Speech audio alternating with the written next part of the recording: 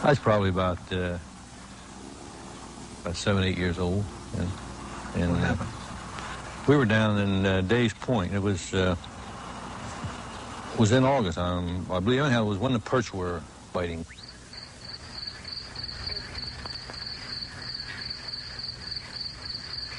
And Uncle Fred and Uncle John, they come one Saturday and got me to go fishing with them. We were fishing down in Days Point, and we had real good luck with perch.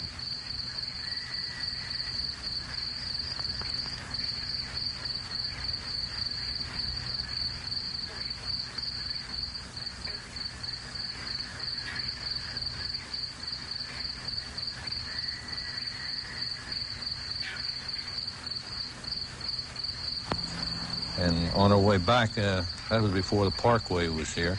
And when we entered the wood part from the mouth of Job's Creek is when we heard this noise. It was in the evening, and you could get the outline of something moving along in the woods, but you just actually couldn't see it. And at that time, it was a lot thicker than it is here now. This brush along the Phillip Road on both sides was real thick.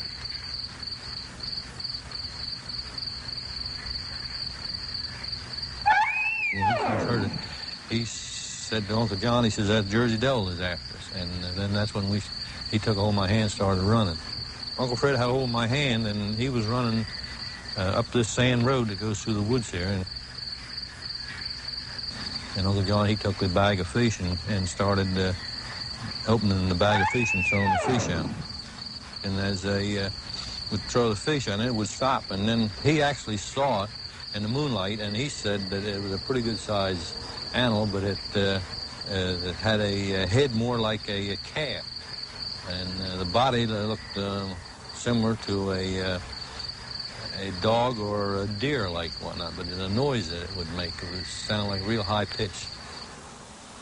It's similar to a woman screeching, a real high pitch, like someone strangling a woman or something like such. It's real high pitch.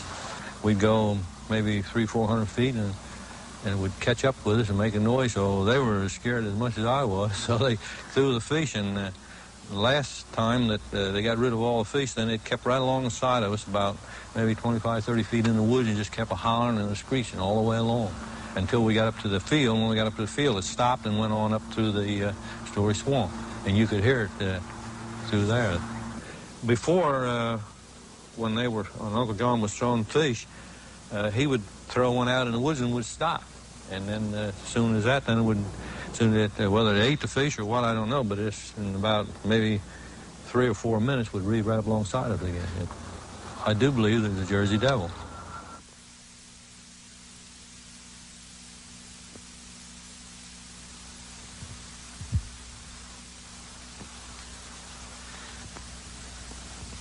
I'm Phil Sheridan, and you know, ever since I first moved to South Jersey, I've been hearing tales about something called the Jersey Devil. Now, the story that you have just heard is typical of these stories. As a matter of fact, no matter where you go down in South Jersey, you're going to hear stories just like this. But the fact remains that there are strange happenings down in these parts. The sound of heavy bodies crashing through the bushes, flickering lights, weird shrieks in the night, and every one of them attributed to something called the Jersey Devil. Now, he's been described as fierce, gentle, horrible, ugly, terrible, peaceful, comic, even anti-war. But whatever he is, he was officially declared the state's demon in 1939. And regardless of whatever else he may be, he is definitely a part of the folklore of New Jersey. This is where he makes his home, the Pine Barrens. And you know, if the Jersey Devil were looking for a hiding place, he couldn't find a more ideal place than the Pines. 2,250 square miles of near wilderness, right smack dab in the heart of the most densely populated part of the country. Yes, the pines, consisting mostly of pine trees and swamps and marshlands. Until the time agriculture could cope with the sterility of the soil, about the only thing to grow here were the pines, cranberries, and acres of wild high bush blueberries. Even so, despite man's attempts to move in, this area has changed little since, well, probably since time began. This is an area of the pines known as Leeds Point, right along the shorelines of New Jersey. And you'd never know it. But at one time, Leeds Point was quite a thriving little community. In the early 1700s, there were a number of houses around here, mostly the homes of sea captains, but a few others as well. It was well enough populated that there was a stagecoach route that went from here to Philadelphia, stopping off at Smithville just a few miles from here on the way. Today, though, there's little left of that community. Oh, a couple of houses, but that's about all.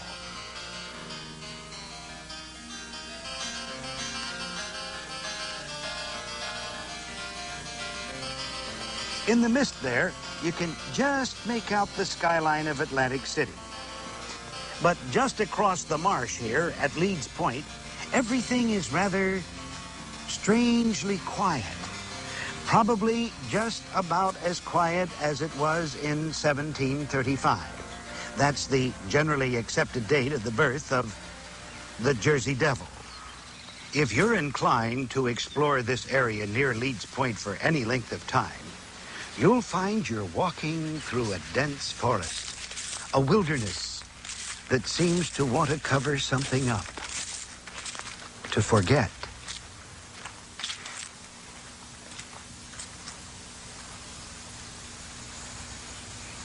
Perhaps we've found what the pines are trying to forget. There's a strange kind of stillness around here, and the trees and the bushes have so overgrown it, you'd never know that a house once stood on this spot, and that this pile of crumbling bricks, of rotten and falling timbers, are all that remains of what once was the actual house in which the Jersey Devil was born. So overgrown is it, in fact, that there is no hint whatsoever of any presence of these ruins from the road that passes by just a few feet away.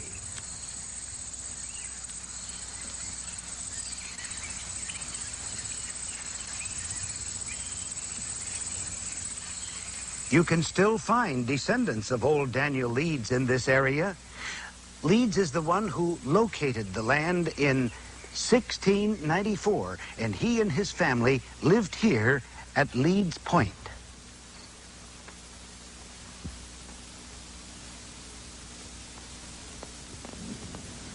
But it isn't Daniel Leeds that one is inclined to remember.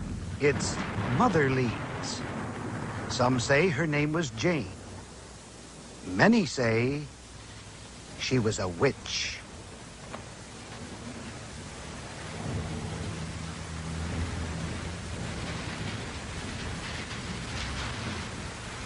The story is told that Mother Leeds, already the mother of 12 children, was about to give birth to her 13th child.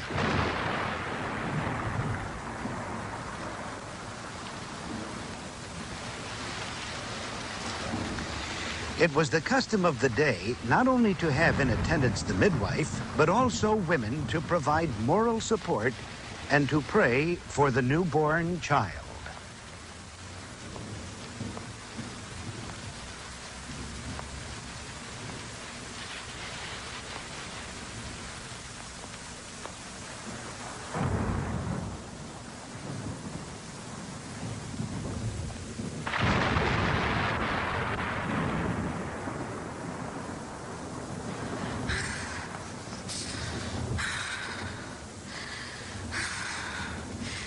Your prayers cannot help this child.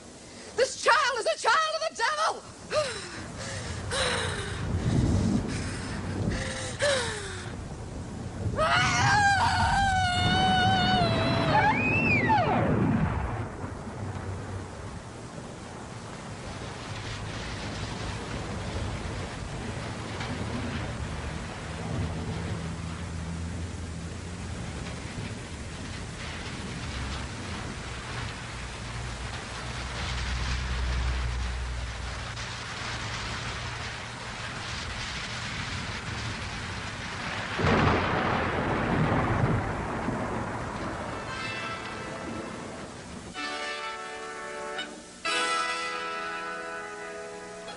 Men call me a demon, I roam this land.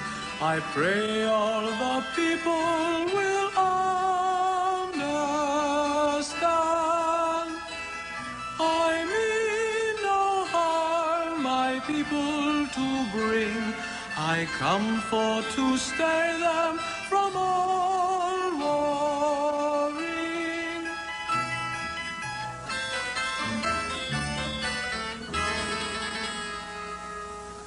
At night when the sounds of a storm are near, and the wind blows unending, I do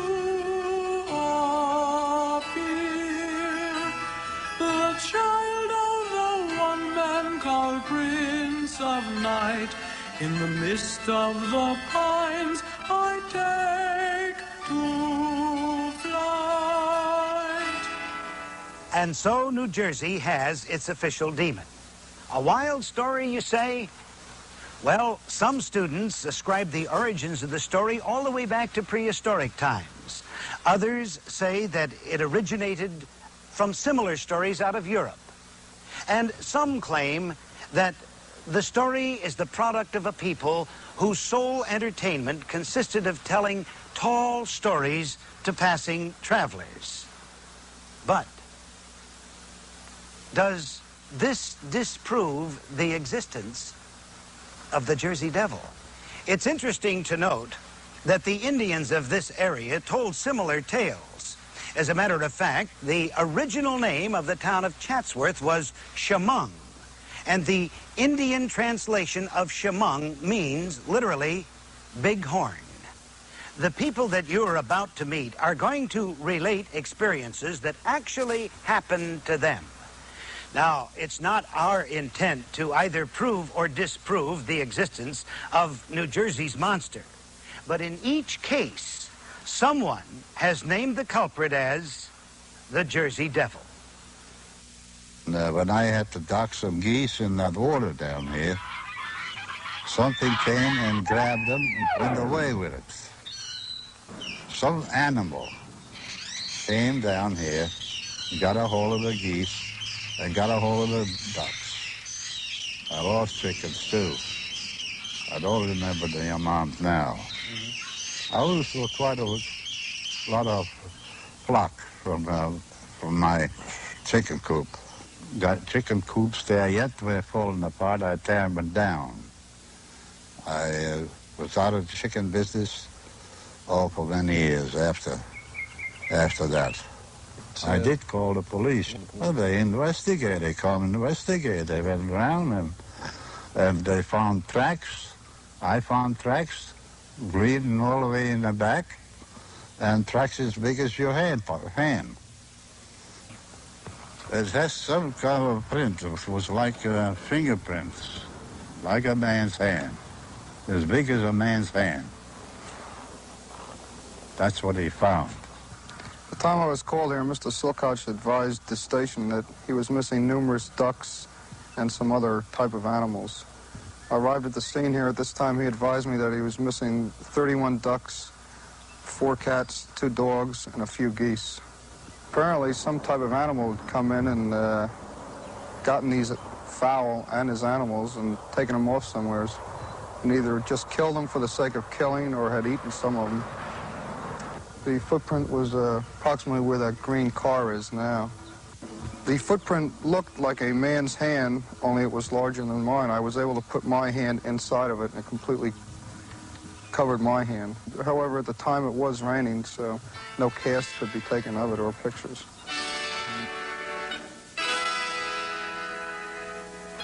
My loathsome appearance in some strikes fear, but those who are weary this tale do hear.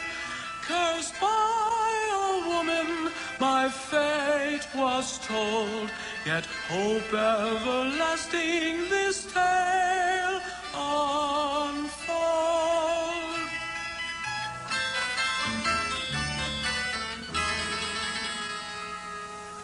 The plight of a devil is filled with woe. The people all fear me where'er I go. On me they blame tragedy, grief, and strife, though gentle and peaceful has been my life. We'd gone down to a party, which when we got there, was told was canceled, and we couldn't stay overnight there, so we went out into the pines to go to sleep.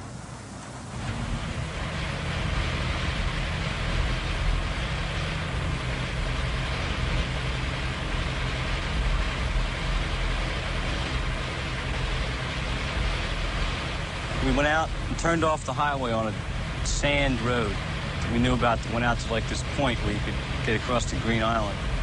And went down the sand road for a while, and then turned off onto a 2-track road. So I guess we were about 5 or 6 miles back in off the main road. We found a clearing and pulled over. We were absolutely straight. Maybe some Coca-Cola, cigarettes. Well, we got there, I'd say, around midnight, and started talking and listening to the radio and fooling around, you know, trying to get 4 guys trying to sleep in a small car isn't too easy. And so the one guy, Dave, had his feet out the window, trying to sleep.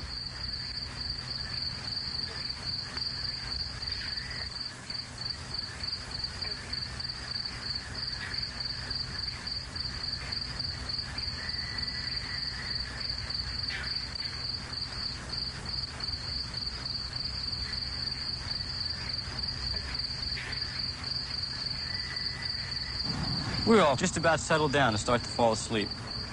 And I heard a screech, like high-pitched and inhuman.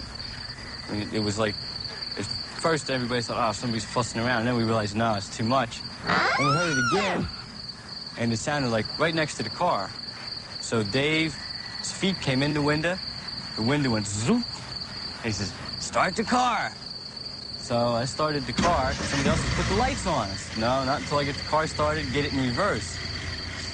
So I started the car, put it in reverse, and turned the lights on, and there was a form in the corner of the clearing, a big, furry form. It's just like, you know, a lurking form, in the shadows. Started to move, like across the clearing. And we were backing out by then, and I just took off down this 2-track road, didn't know where we were going. We ended up about 5 miles in a housing development. Well, it's like, we were talking, you know, in the course of the thing, well, you must have seen the Jersey Devil, so, you know, we just called it the Jersey Devil. Now, we've talked about this a lot over the years. All 4 of us have never varied our story. The 13th of children has been my fate. Now some do regard me with fear and hate. Fiendish or friendly, all things I be. 'Tis all in the eyes of those who see.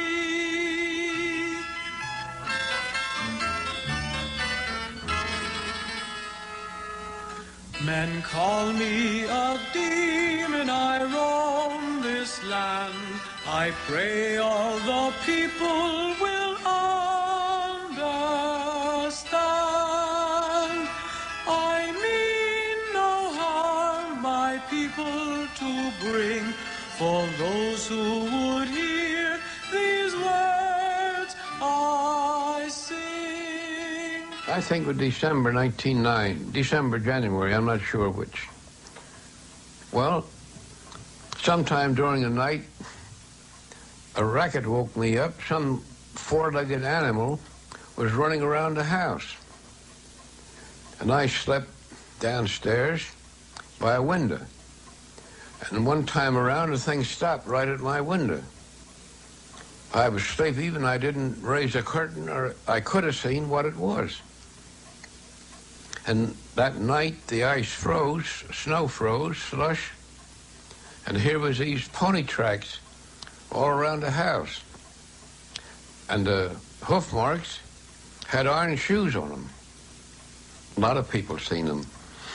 I rode up from Camden on a trolley car that morning, And everywhere you see people out in the yard looking around thing. I had just come from New Gretna with a friend by the name of Kremer, who lived up the river. And we had been caulking a boat the whole day, talking about folklore of this area. We drove over here for a little bit of relaxation here at the end of Leeds Point.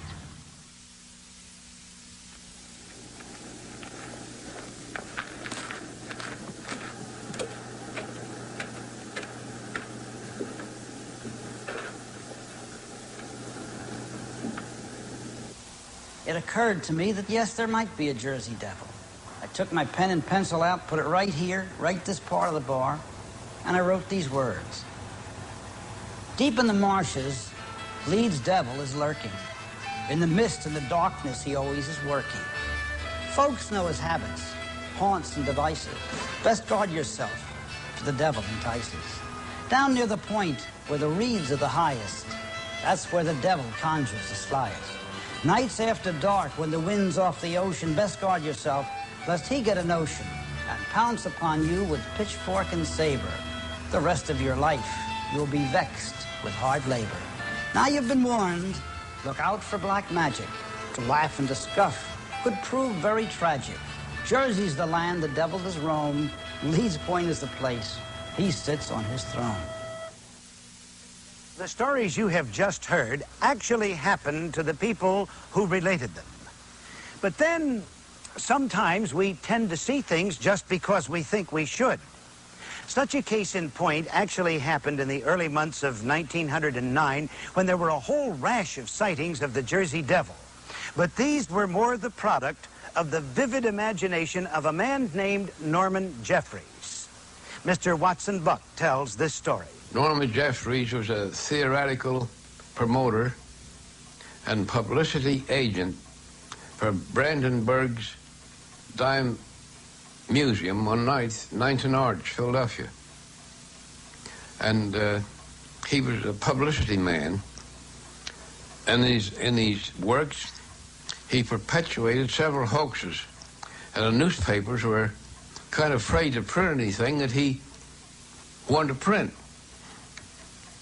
So when these mysterious tracts appeared, which to this day no satisfactory answer has ever been found, he's seen that was his golden opportunity. So under an assumed name, he printed several stories of Jersey Devil sighting in several South Jersey newspapers. And when the hysteria built up, that was his golden opportunity to cash in on the hoax. He went up New York State and rented a large kangaroo from a friend, brought it to Philadelphia, painted green stripes on the kangaroo. The kangaroo licked the stripes and like to died. Then he tried another paint, which the kangaroo accepted. Then he made a set of wings, which the kangaroo promptly demolished. Then he made another set out of thin bronze and covered it with rabbit fur, which the kangaroo accepted. Then, to continue his hoax, he went to the Tenderloin and got 15 or 20 roustabouts, dressed them in farmers' clothes, took them, the kangaroo, pitchforks and nets, to Huntington Park, which at the time was closed. And naturally it had a large fence around it, so people couldn't see what he was doing. They took a kangaroo in there, and these farmers spread the nets and pitchforks and captured this monster so they could get a picture of it. Jeffries then took a kangaroo in the cellar of the old Dime Museum, fixed the stage up, put gnawed bones on the floor, brought the kangaroo in, and it was ready for business.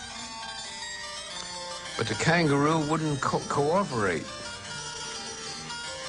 So when the curtain was raised, he had a boy with a nail and a stick in the back of the cage, which stuck the kangaroo.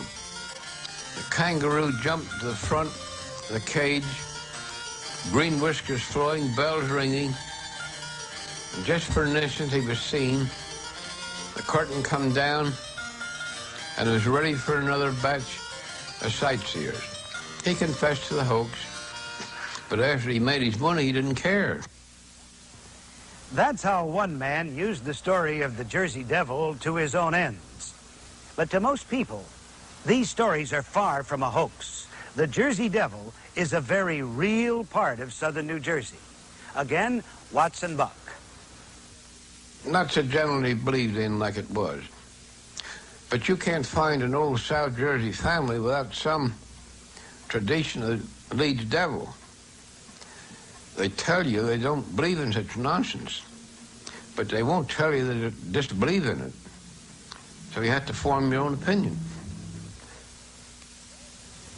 Add to this the reports of no less personages than Joseph Bonaparte, the ex-king of Spain, or of naval hero Commodore Stephen Decatur, both of whom claim to have had encounters with the Jersey Devil, or of whole towns being placed on curfew because of his presence, and the fact that thousands and thousands of dollars in reward money have been offered for his capture, not one penny of which has ever been claimed.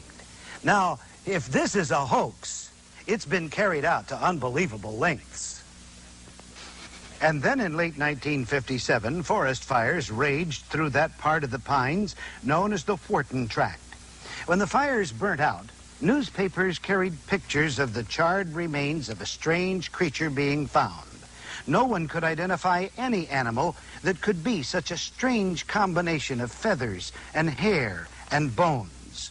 This, many people said, was the end of the Jersey Devil. Or was it? Every year, more and more stories are coming out about sightings and encounters with a strange creature who lives in the Pine Barrens, and who, when confronted, lets out with an eerie shriek that scares the wits out of people. The reports persist, and so the story of the Jersey Devil persists. It's said, by the way, that every 7 years, the Jersey Devil returns to the place in which he was born.